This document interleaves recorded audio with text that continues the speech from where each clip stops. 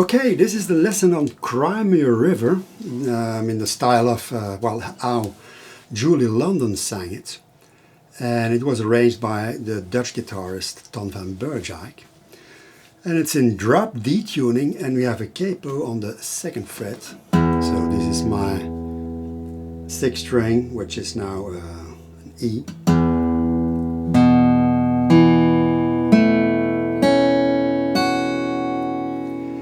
And well, this song is played very freely, rubato, and with a 12/8 feel, and I think that's the most difficult part of the song.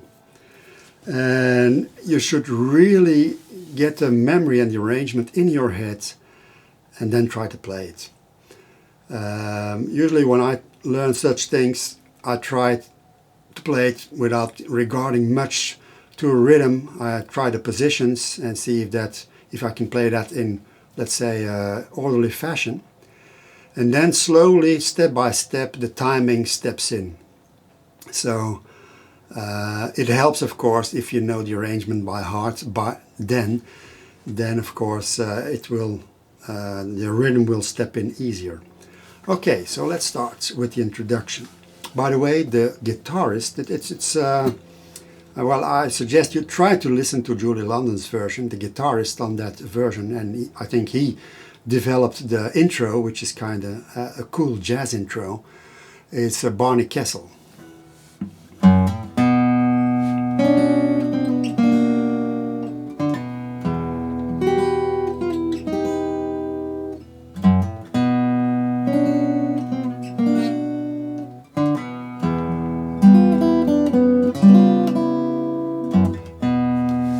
So we have a hammer on 6th string, 5th fret, open string, then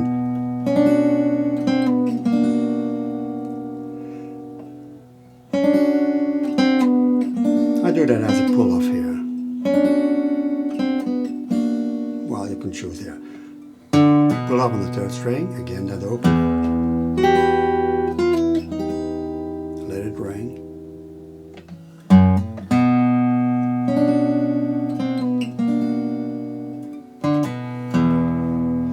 It's a D minor chord, but I refer to it as an F shape, and well, you keep the index free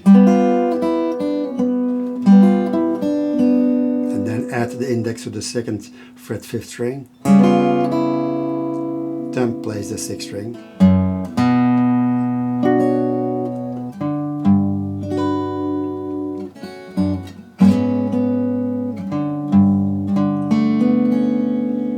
Okay, A minor 9th, simply barring the 5th fret and adding the pinky or another finger, doesn't matter.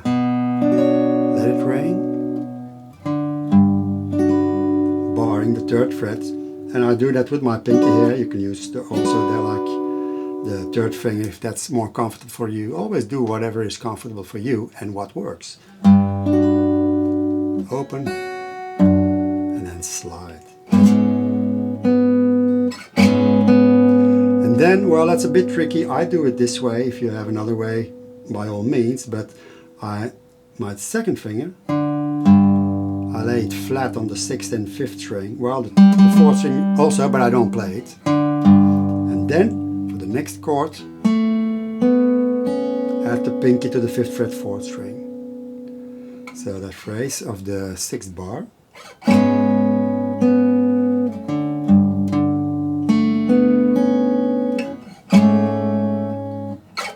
Sounds a bit dissonant.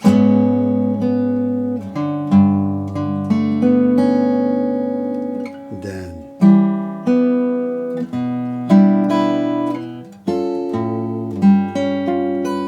also a very difficult phrase.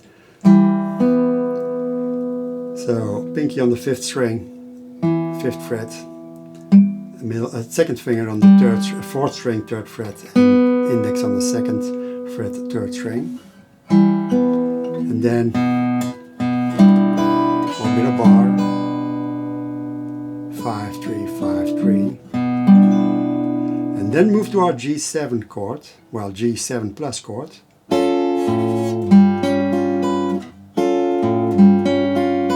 and there the pinky has to do a lot of work.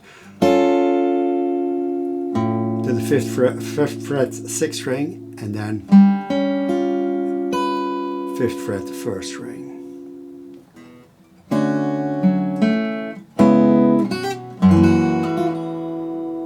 So, partial C chords, the 8th bar, B minor 7,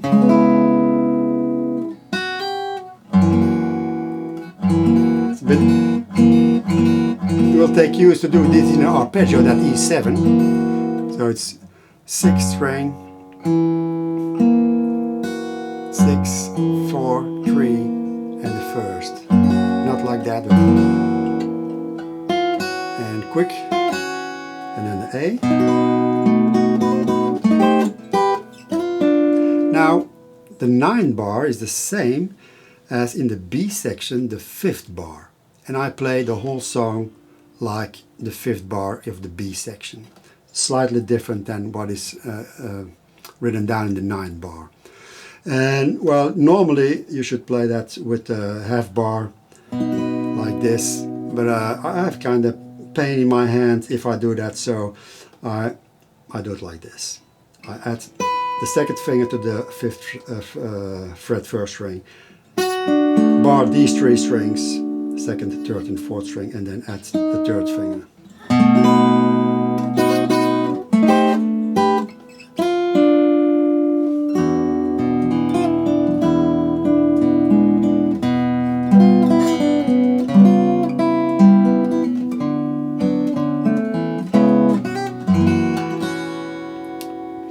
So we had that A chord, D7, the 10 bar, and you can add a 3rd string as well. It sounds nice. Quick pull off.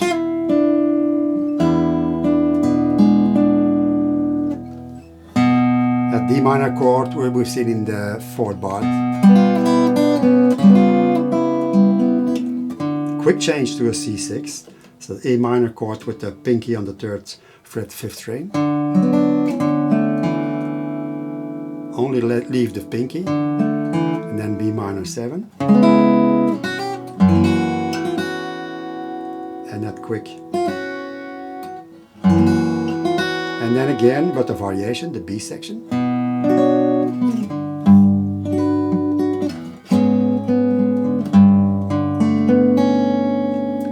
And well, it's important that you let out the melody notes. You see, the important notes are, and the other notes, well, they are played, but not as prominently.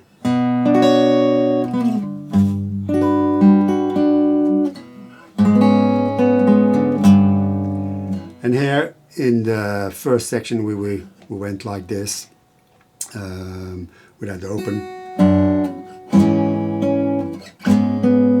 And here we're going to that F sharp minor 7 B flatted 5th chord. Wow, I couldn't imagine that.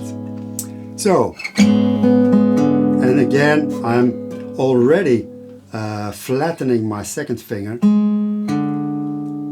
for that 5th string 3rd fret. That phrase.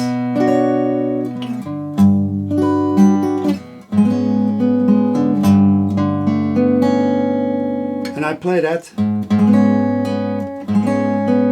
with the index, and then the bass, the 6th string.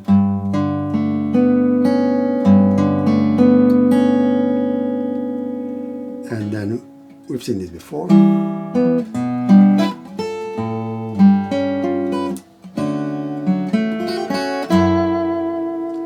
So that the 4th bar of the B section on the bottom of the page.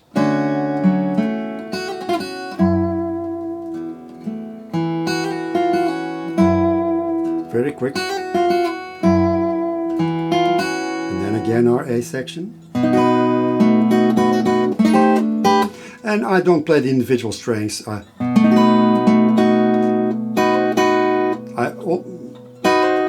play the 3 strings, and then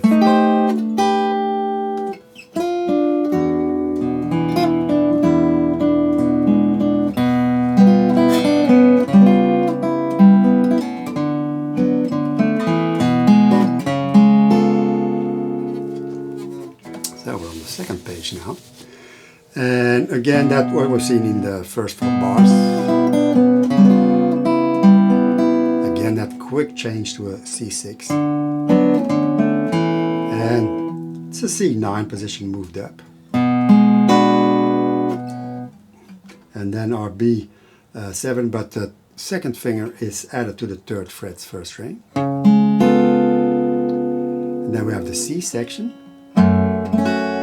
E minor chord, and I've fretted like this with the 3rd finger on the 4th string, 2nd fret, and the 3rd finger, the 2nd finger on the 6th string. Move over to the 4th fret with the 3rd finger, the 4th string.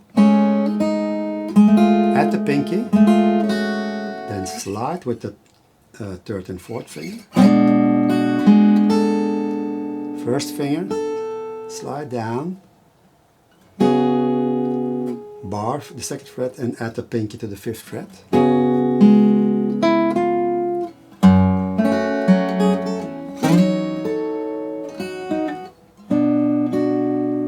Alright, that's C section once more.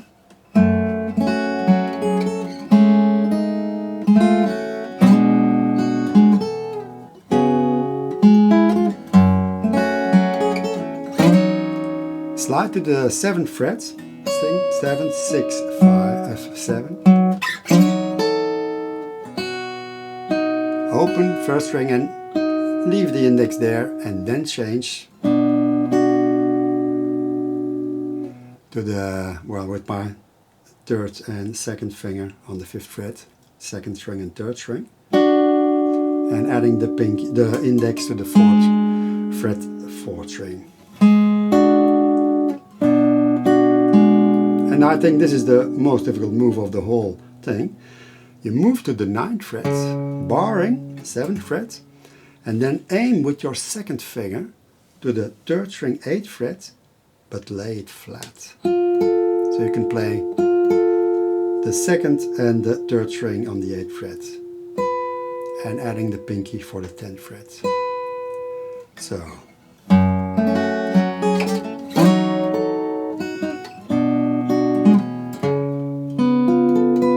You have a little bit of time here. If you're not able to do that, then I suggest you simply play. Leave out the 2nd string 8th fret. Then we're going back to the beginning of the C section.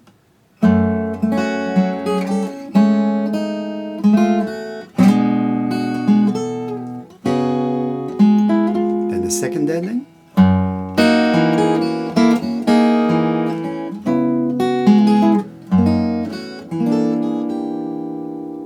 Note a rubato here, while in the whole song, by the way. You have to listen carefully to the performance video to get it in your head, and then it will be much easier to play.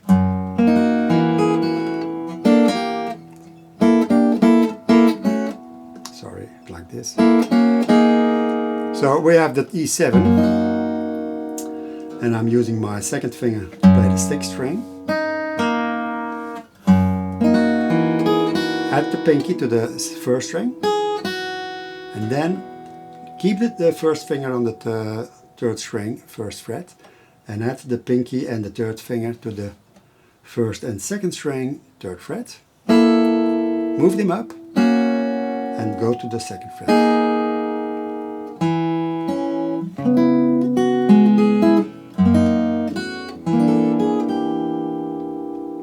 And then we have the 2nd section again. You could play the 1st section instead of that, or sometimes I mix both a little bit, but for sake of argument I'll play the 2nd section, the B section again.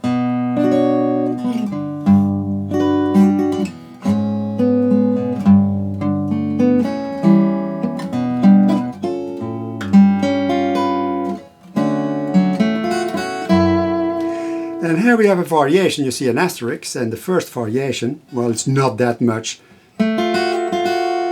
I simply add the second string 4th fret to that very fast run.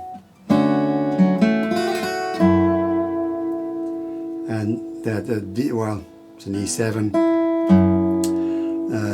Do that with a pinky. Move over, and then again our.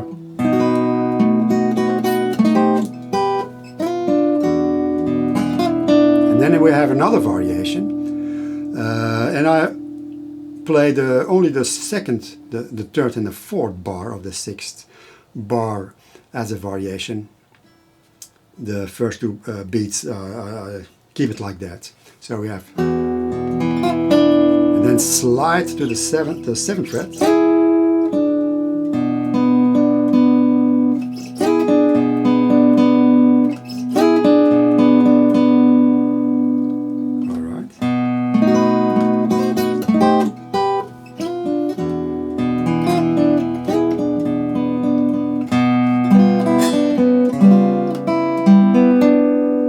And then you go to the ending, so we play it of B bars 1 to 6 with the variations, and then we go to bar 7 on the second page of the C section, the 3rd last line. And it's the same as the 4th bar, but with a difference. Well, the bass is not the stick bass, but the 5th string open. And it is the last note that is different. C6 position, but I don't do it like this. Simply 1st fret, 2nd fret, 3rd fret. And then C9 position moved up. And after pink to the 8th fret.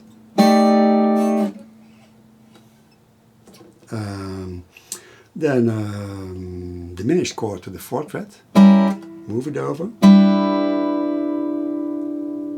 Chord we've seen before in the 7th bar, for example.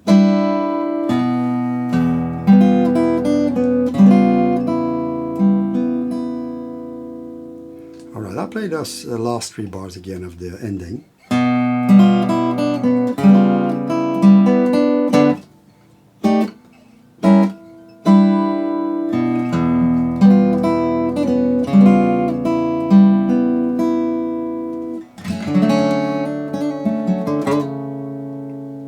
And again in the 9 bar,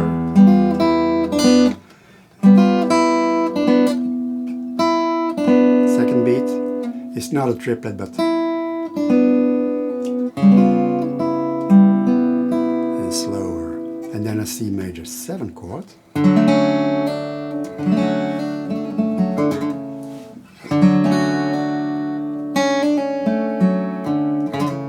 I'm playing that with the index going up.